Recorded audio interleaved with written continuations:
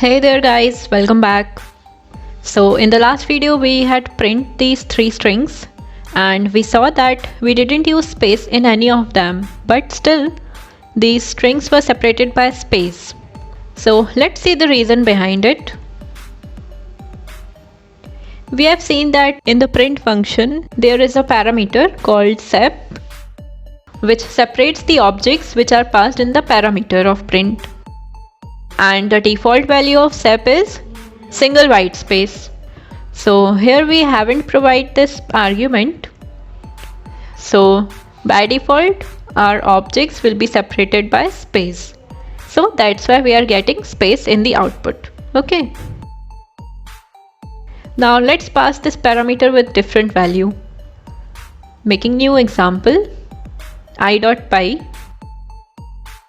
Let's take this print statement only, and here I'll write comma sep is equal to, let's say, comma, and running i.py.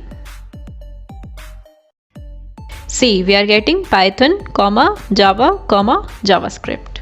Okay, so now our separator is comma and not space. So we can change the value. Okay. Now new example j.py,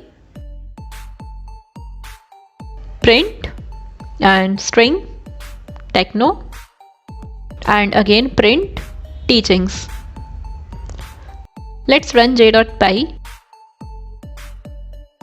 See, we are getting techno and in the new line we are getting teachings. So we saw that print function includes a new line. So how it includes a new line? So we have a parameter in print function, that is end, which specifies what to print at the end of the line. By default the value of end is new line, that is /n. That's why after techno we are getting new line. Okay. So we can change this also. Let's see. After techno I'll write end equal to, let's say, space. Okay. Now running j.py. See, techno space teachings. Now teachings is not coming in new line. Okay. Here this print function is ended by space. Okay. We can see new line also. Let's see. Look. Now we are getting output as before, right? We can use the value of end whatever we want. Now making new example k.py. Here I have print 12, 34, 56 and print a, b, c. So let's see running k.py.